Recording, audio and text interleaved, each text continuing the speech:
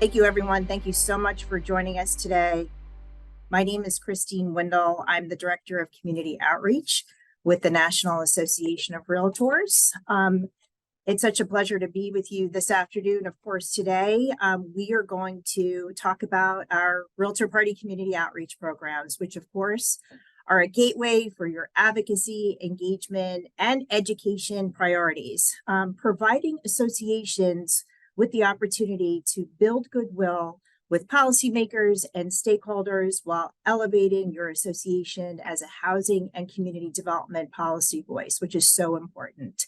So beginning January 2nd, 2024, state and local realtor associations are invited to apply for a smart growth, housing opportunity, placemaking, fair housing, or rural outreach grant to help your association become the go-to leader on issues of importance to your members, to your policymakers that you work with, and to the community. And before I get started, I want to introduce our fabulous team today who is going to be presenting you with all the information you need to start your year off right when applying for a community outreach grant. New on our team is Hannah Dannenfelser. She's our new manager of grants and resources who handles our placemaking for housing and rural outreach programs, as well as our walkability tours. And then we'll have Hugh Morris. He's our manager of community development and growth. He handles all of our smart growth grants and resources, and as well as Safia Suhaimi. She is our new financial processor who will be in touch with you during the year as you work to look at your approval notifications and submit your reimbursement processes. So just a little bit about the Community Outreach Program. And of course, my name is Christine Wendell. I'm the Director of Community Outreach. The Realtor Party Community Outreach Programs, of course, come in three levels.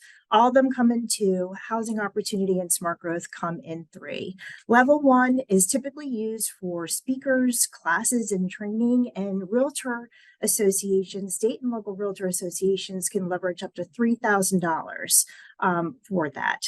Level two is mostly used for projects that address specific issues and challenges, and associations can leverage up to $7,500 for that level. And then level three, available for housing opportunity and smart growth only, is available for up to $15,000. And that's for a broader, more comprehensive project that has wide community reach. And we'll get into details a little bit later. You saw some of the examples in the video clip prior to the webinar starting, but we'll get into more examples. And the good news is that most of the grant programs come with toolkits. And so within the toolkits, you'll see criteria, resources, and success stories that will inspire you to receive and gain support for your association, for your initiative. And each association can leverage one grant per level each year, which ends up to be quite a bit of money for your advocacy efforts. And the good news again is that the 10% financial commitment is waived under the right tools right now for 2024. And applications will be accepted beginning January 2nd, 2024. And the end application deadline is October 15th. So that said, commitment levels, if they run out, the application process will end early, like it happened this year. So there's an opportunity just to get your ideas together and start thinking about how you can leverage a community outreach grant. So I'm going to talk about the Housing Opportunity Grant Program, which falls under the Housing Opportunities Committee. So this program, the mission is to help expand access to housing affordability and accessibility in your community. Level one grants are typically used for educating your members on housing opportunity programs. So think about a down payment assistance class or a class on other housing opportunity programs in your community. Or you can even use it for a stakeholder meeting if you're thinking about pursuing policy in your area and you want to get a group of leaders together just to talk about policy and what you could do in your community. Level two is mainly used for homebuyer fairs, which of course are consumer facing, or homebuyer education. And this is in partnership with either a HUD certified counseling agency or a local nonprofit or your municipality. You could also use it to put together a housing forum or symposium. And of course, these are done inviting your elected leaders, economists and think tanks just to talk about housing issues in your community, just highlighting different views, of course, with an eye on policy solutions. Or we've seen a ton of local and state associations use the grant for studying how housing needs to move forward in their community. It's called a housing needs assessment, and this is quantifying those housing challenges and determining the number of units needed to really satisfy that housing inventory and supply that so many communities have a challenge with in your community. So just a few examples. We had the Oklahoma City Metropolitan Realtors use a level 2 to put together a campaign to educate municipal leaders and the community about homelessness. And so they leveraged that grant to put together a The Way Home campaign to really bring home how this is impacting community and what to do moving forward. The Land of the Sky Association of Realtors recently used the Housing Opportunity Grant Program to boost landlord acceptance of federal rental assistance vouchers and put a campaign together with that. Next up, I'd like to introduce Hannah. She's going to talk about our Fair Housing Program. Hi there again, I'm Hannah Dannenfelser, the Grants and Resources Manager here. I'll be managing the Fair Housing Grant when that opens up. So our Fair Housing Grant is really geared towards activities that create or improve systems and policies that uphold fair housing laws and strengthen the realtor commitment to offering equal professional and service for all. I do want to highlight these are different than our diversity and inclusion grants. Those grants focus on projects that enhance diversity and inclusion in association leadership. Those are really around pipeline development type work. Think of these around, this is really around training for your members. I encourage you to take some time to read through the Fair Housing Toolkit. It's packed with resources and success stories. One of the major resources we have available to our associations is a 3-hour bias override course that NAR launched in 2022 as a certificate option. It works on helping realtors to interrupt stereotypical thinking that prevents the ability to provide equal service. You can use a Fair Housing Grant to bring in an instructor for the bias override class.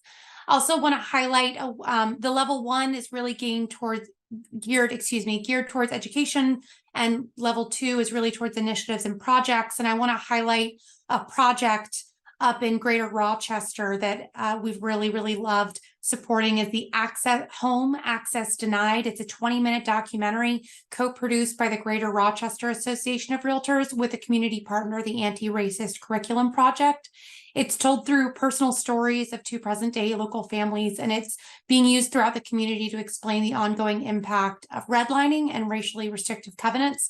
You're going to get a copy of this PowerPoint at the end, and that is a clickable link to that Home Access Denied, and you can read more about the project as well as a link to watch the video, and I highly recommend it. We've had associations use the Fair Housing Grant to host a book club. We had an association in Kansas City that got creative and hosted a redlining educational installation at their local history museum. It ended up getting some great local attention. They were interviewed on a popular local podcast. It was just generally really well recognized by the community. Some additional resources you can use this grant for: the This Is Who We Are Fair Housing Assets campaign. These are digital assets for social media, brochures, even billboards that you can use to really send the message that this is who we are as realtors. We're community members who are looking to bring everybody into the fold. So there's some great dedicated content there.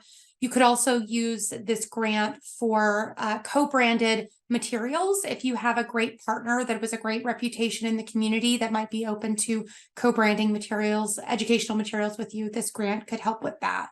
If you have additional creative ideas on how you could use this grant, please feel free to reach out. These are some great places to get you started, but certainly have the door open to talk about additional ideas. Next slide, please. All right, our Rural Outreach Grant. This is really designed to make sure our rural communities are well represented and receiving support. This helps state and local realtor initiatives around things like trainings, forums, events, studies, even ordinance drafting on a wide range of rural issues, including things like broadband, well and septic, open space preservation, planning and zoning issues. a couple examples of the ways this has been used really nicely. For one, the state of Idaho did a really great project where they developed a guidebook that highlighted the state natural resources. And it was really meant to plant seeds of stewardship for land, water, wildlife, and inform buyers how they can be conscious of nature in developing their septic systems in particular. So that was a really great use of this grant.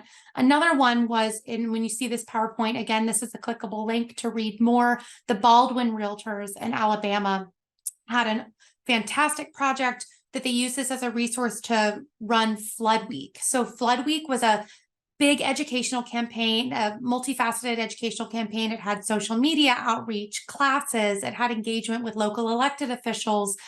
This is a community that has a long coastline and wetlands and high rainfall in a hurricane zone. They have a lot of second home buyers who are not necessarily familiar with how to navigate a community like that. So this was meant to be an educational program for realtors, buyers, leaders on how to have a resilient community around flooding. And the local leaders were really, really appreciative of this program, and it really helped enhance those leadership relationships as well as the public engagement. Placemaking. So this is our grant. This is our only grant that really builds something. So these are fantastic ways to build partnerships in your community, to energize local neighborhoods. They're good coalition builders with, for example, local nonprofits in your area. They're great ways to get your elected officials involved, set up a do a project and then set up a grand opening with a ribbon cutting where your mayor or your city council members come out and support. Level 1 is geared towards pop-up temporary projects. These are really meant to test out more permanent projects to see if they have legs. So outdoor demonstrations, right here we had a really nice example. The Mybor Realtor Association wanted to try out some art-oriented safety mitigation measures. So you can see they use paint to have around the crosswalk. It helped people kind of slow down as they were driving to be looking over the crosswalk. And it had a nice tactical component, but also looked like a nice space for the community. The other one is the Northwest Illinois Association did this underpass. It was a walkway under a bridge where people were walking through, and it just wasn't very appealing and attractive. So they used some paint to really revitalize it and open up this space. You can see that Learn More link to learn a little bit more about the Mybor project. Go ahead, next slide. These were some more permanent projects with the level 2 grant in Southwest Illinois. This is a transit station. This was a really great one. It's a transit station, and they wanted to have some public art brought in to really make it a welcoming area. You can see, if you check out the Spaces to Places blog, you can read more about that project. But basically, it has, there's a whole bunch of pictures where you can see they brought in planters and greenery. There were some seating areas, and an area that was otherwise not very welcoming really turned into a community gathering space. Another one is this Huntsville Area Association of Realtors did an alley activation. These have gotten to be really popular, taking a space that is underutilized, not very attractive, bringing in paint, lighting, turning it into a community gathering space where you can hold events, concerts, things like that to really bring people together. All right, next slide, please. This was another placemaking project I wanted to highlight out of Oregon, the Madras East Hills Trails Project. This was a collaboration opportunity where the local Realtors Association supported in building a trailhead in a multi-user trail network that is accessible to walkers, runners, horse riders, mountain bikers, and more. It was really popular. You can see it got some local media attention as well. Some of the realtors in the association came out to help actually build the trailhead. With all of these projects, these can be great ways to bring volunteers in to actually be part of the building process of the project. Another one I just want to highlight, because these placemaking projects are great ways to think creatively about how you're supporting the whole community, including community members who might not be typically represented. We had a great project out in Nebraska that they were working on a playground, and they used the placemaking grant to bring in an inclusion swing. Basically, it was a playground where all kids could play, including kids with physical disabilities, and this swing was accessible to kids in wheelchairs. It also had some components for children on the autism spectrum that helped indulge them with stimming behaviors for some calming support. So there's ways you can use these placemaking projects for inclusion of people in your community as well. So these are just some other examples. We have a lot of popular uses for the placemaking grant. These are some other examples that are popular: public art projects, community gardens. I really want to encourage you to visit our Spaces to Places blog to read stories of success of how some local associations have done some really great projects. And I want to highlight again, these are coalition builders. So think creatively with these. Go to your local elected officials, ask them what they need. Go to your local nonprofits, your local chamber of commerce, ask them what they need and what vision they could bring to the community with your support and with your partnership. So these are really great ways to make be coalition leaders in coalition building in your community. Thanks so much, Hannah. You? Great. Thank you, Christine. And hello, everybody.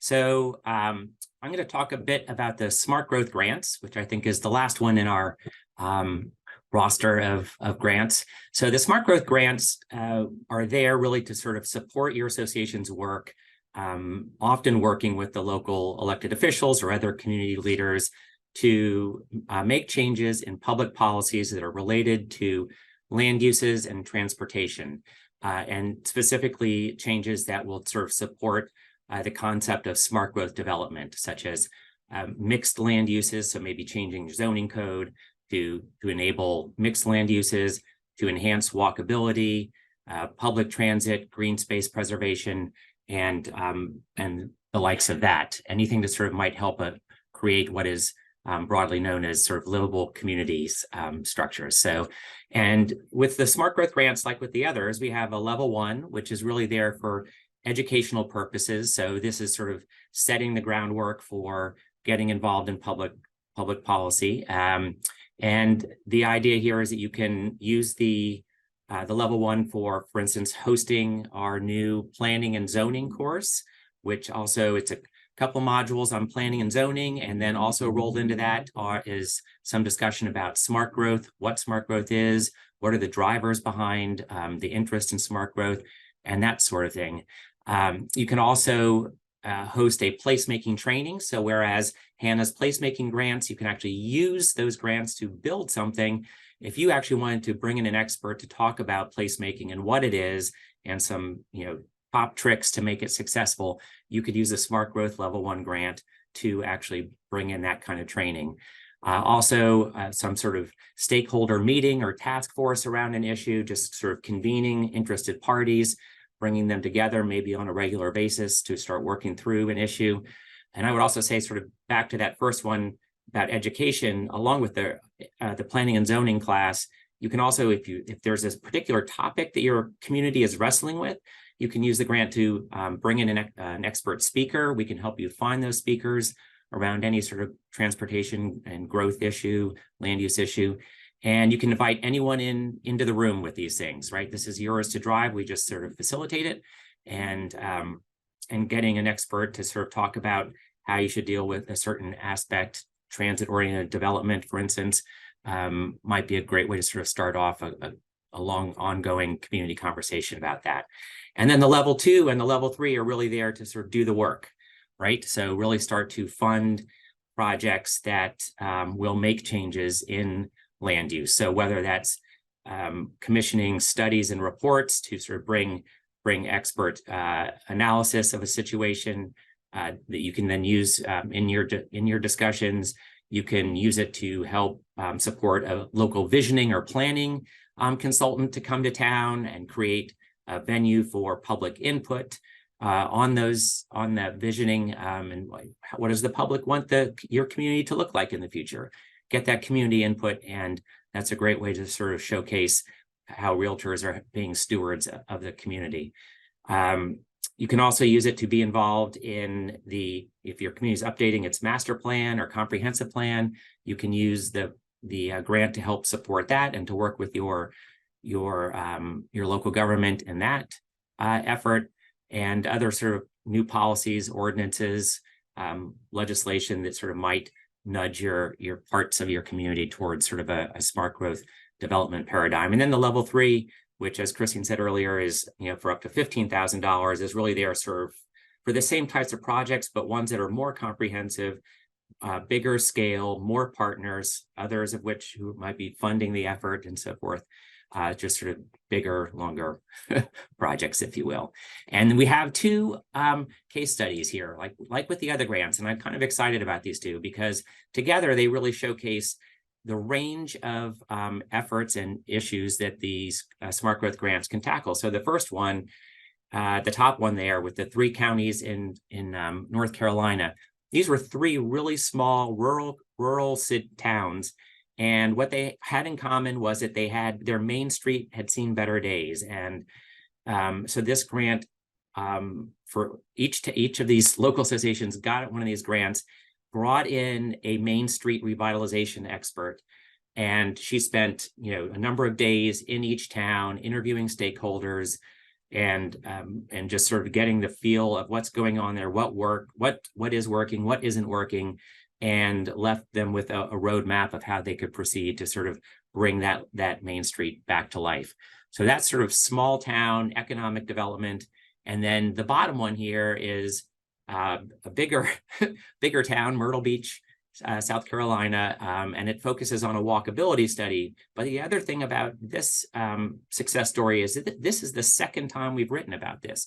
So the first time we wrote was 5 years ago, and it was about when this walkability expert came to town to try and diagnose walkability issues, particularly with regard to beach access.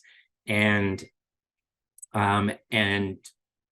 he, did his thing, left them with some ideas about what they could do, and they have been implementing those recommendations for 5 years to the point where it's really made a difference. And so we did another success story, this one 5 years later, and it's kind of remarkable to see what those seeds that were planted 5 years before have done. So next slide, please. Thank you.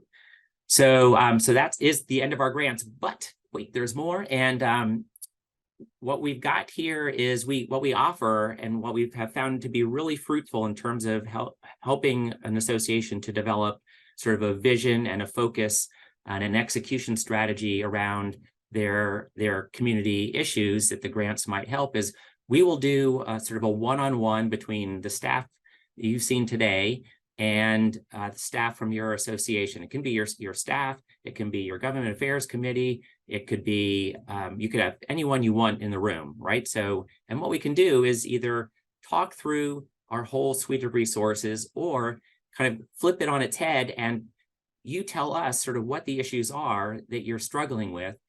And then we can sort of piece together which resources and maybe which order makes the most sense to sort of tackle those questions. Anyway, when you receive this slide deck, that easy sign up link you see at the bottom, that will take you to a Sign Up Genius link, and you just pick a date and time that works for you and your group, and we'll meet you there. Next slide, please. Thank you. So in terms of what you can use the funds for, right? So these are sort of across the board with all these grant programs. There are some eligible uses of grant funds, such as instructor fees or consultant fees, venue rental, refreshments, marketing for an event, building materials for placemaking grants only, and or educational materials if you're doing some sort of educational session. So those are all kind of fair game, if you will.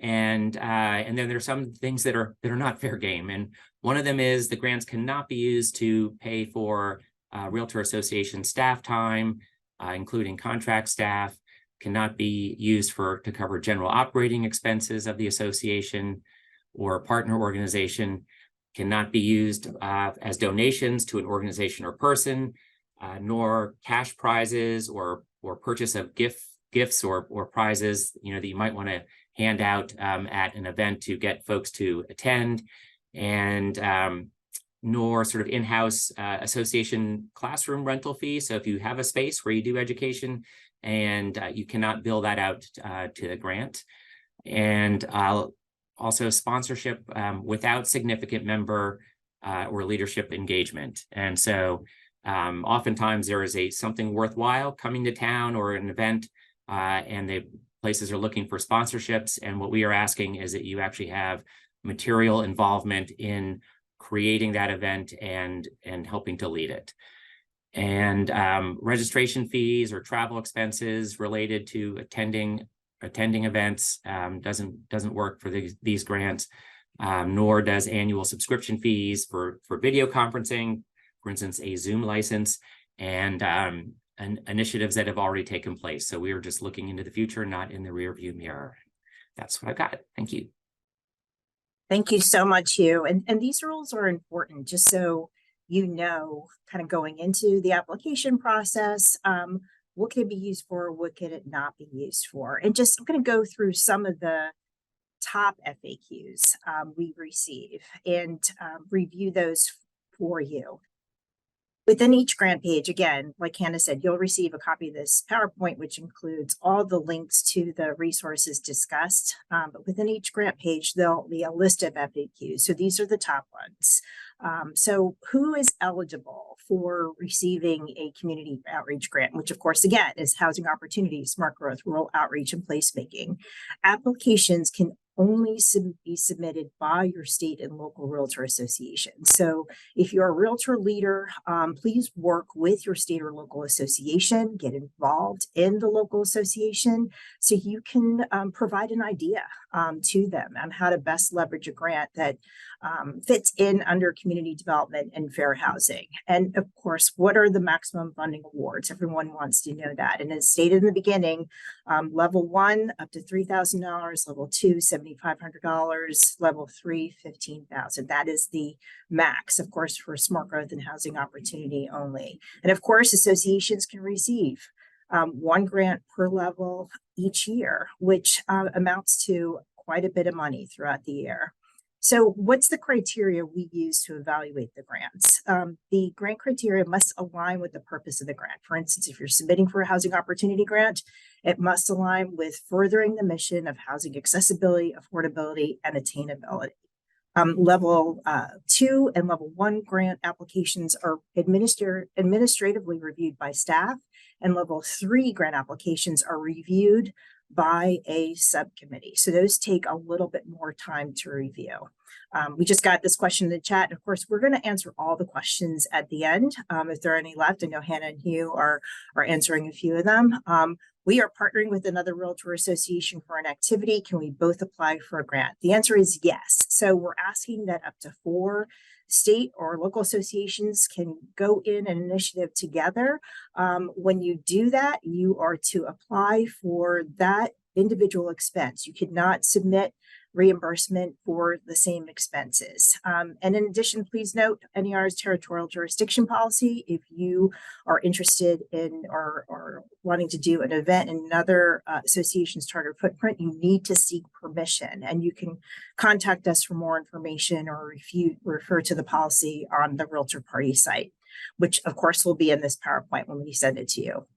Is my association required to make a financial contribution, or what we call skin in the game? And the answer is no. The 10% financial commitment is waived in 2024. So if my association is approved for the grant, when will we receive funding? So the funds are dispersed on a reimbursement basis. So there are certain requirements. You must submit an online evaluation form. You have to submit your reimbursement form, which just is a calculation of your revenue and expenses, your W-9, and of course, proof of payment, which can include a canceled check or receipts within 90 days of the initiative completion.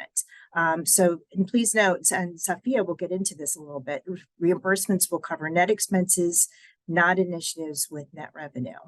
So here's the application process. Pretty easy. Contact staff for questions, or like you said, sign up for a community outreach planning session. We have conducted hundreds of these since the pandemic began, and we continue to conduct them. And this year they'll be on Wednesdays or Thursdays, or just reach out to one of us if you have a question or you just want to talk about an idea. Submit a completed grant application, and that process begins, once again, January 2nd. 2024, and applications are accepted until Tuesday, October 15th, or until our commitment level reaches maximum capacity. And as many of you recall, our commitment level reached capacity on June 1st this year. So the key takeaway is to think about your initiative early and apply early. Approval notifications are sent out within 2 weeks for level 1 and level 2. And then it could take up to 30 days for approval with your level 3. And that's just because it goes through a committee process. You're also going to receive with your approval notification a fill-in-the-blank press release that you can use for your magazine newsletter, your website, or to promote the initiative to your members and your key stakeholders. And then your initiative must be conducted between January 2nd and December 13th of next year.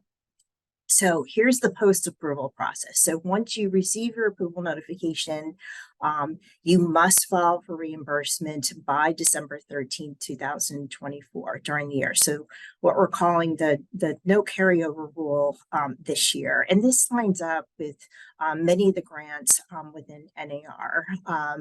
You must also, of course, submit an online evaluation form. Brag about yourself. We want to hear about your success. We want to hear what your association did, send pictures, send videos, so we can turn that initiative into a success story to inspire other associations to follow your lead. It's also a great promoter for your members and for your community to put you out there in lights.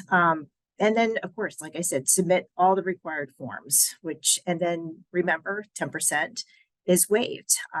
And then we'll talk about sort of our net expenses and reimbursement rule. Safia, would you mind sharing information about this brand new form that you created? Okay, hi everyone. Thank you, Christine. Hi everyone. I'm Safia, the grant processor for Community Outreach Program. Well, you will receive the grant reimbursement request spreadsheet that looks like this on the grant award notification email if your application is successful. So once you're ready to file for the reimbursement after your successful event or project, we really appreciate that you go back to the email that you received from us, get the Excel spreadsheet.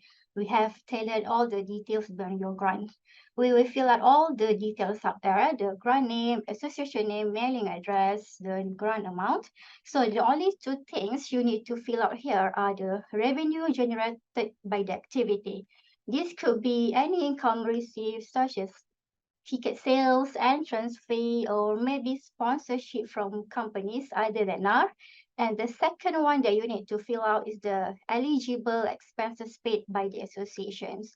So once you have filled out those 2 details, the Excel will calculate the reimbursable grant amount. We have inserted the formula here, so you don't need to worry about that.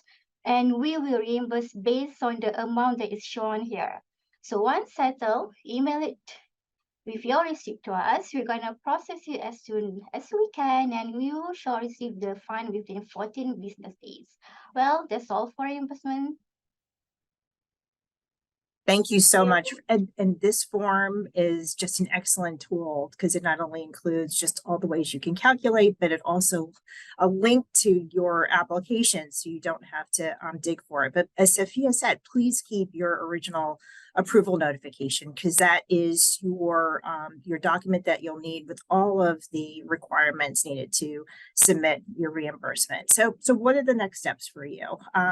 Talk to us about your initiative, what you're thinking about before, get excited about what you're going to do next year. And we're happy to share just what we've learned from the good work our associations have moved forward with throughout the years. So we can share that with you so you can implement that in your own association's program. Submit your association's application, conduct the supported initiative. And then if you have any questions, you'll have our emails, you'll have this PowerPoint with our contact information and our phone numbers. And then your one-stop shop is the community outreach landing page on the Realtor Party site. It has all the information you need about every community outreach program, from the grants as well as the resources that fall with under.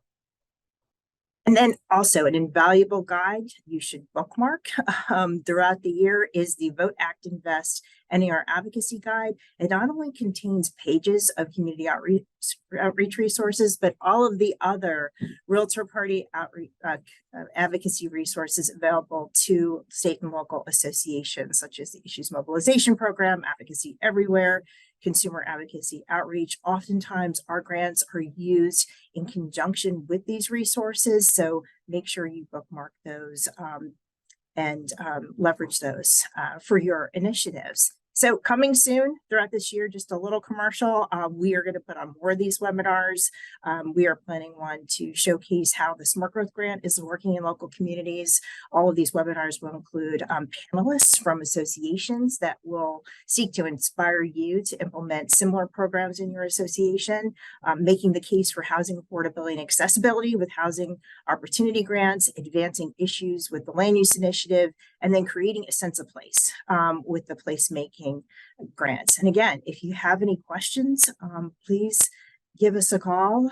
We will have this PowerPoint presentation and recording on the website within the next 48 hours, just for your convenience, and you all will receive an email. So I see some questions in the chat. I see that Hannah's responded to, can we partner with our local NAREP chapters to put on a class? Yes, of course. We have seen fantastic partnerships with the Housing Opportunity Grant and the NAREP chapters to conduct just information sessions on housing opportunity programs in their community. You can also leverage the Fair Housing Grant for that purpose. And remember, anytime you partner, that's going to be a level 2 up to $7,500 for that event, just because it's a partnership where you're inviting your members, the community, and key public and private and stakeholders.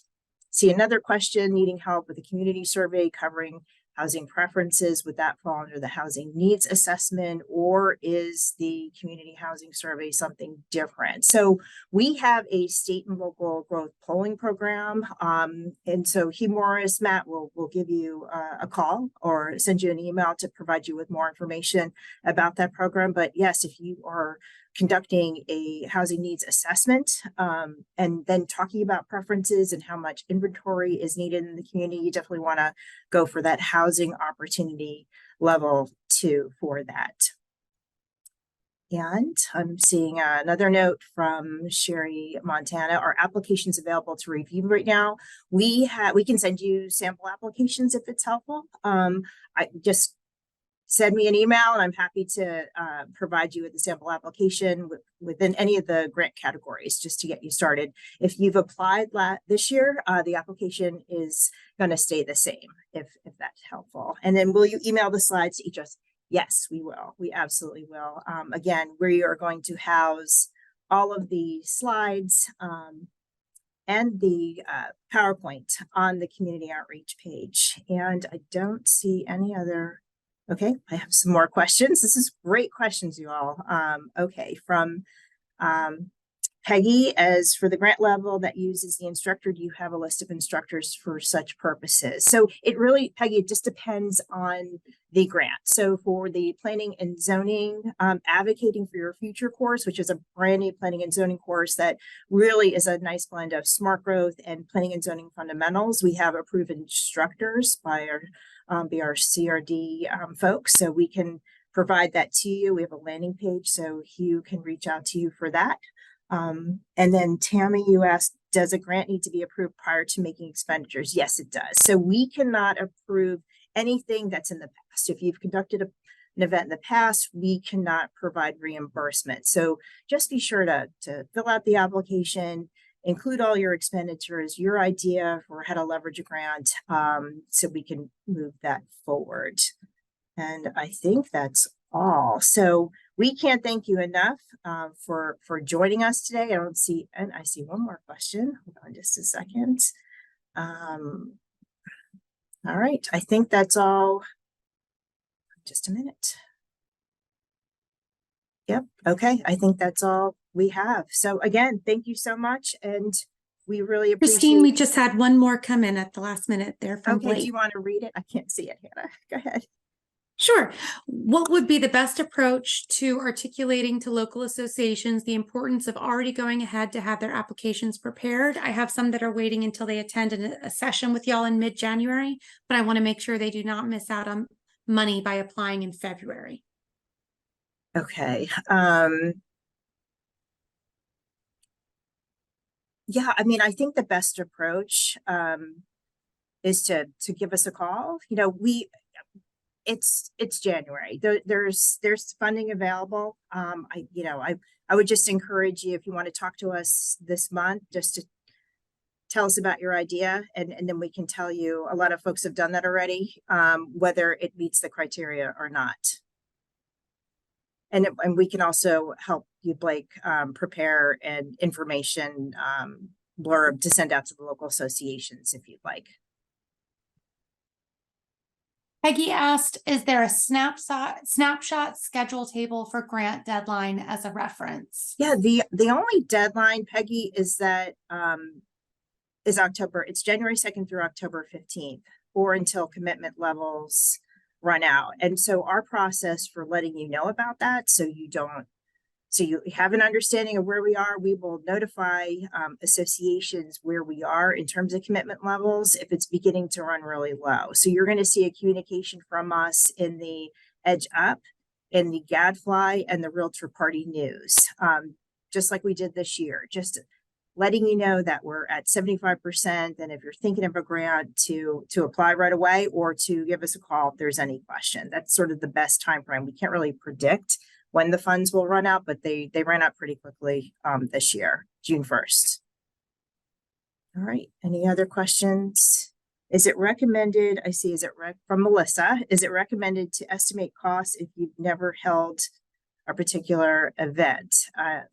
Yeah, I think, it's always a good idea. When I was an association exec, a governmental affairs director, and I put on events, always do the due diligence to understand what the venue rental is going to cost, and the food, and any registration fees that you're going to put out there to help offset the costs. Of course, definitely recommended to do that.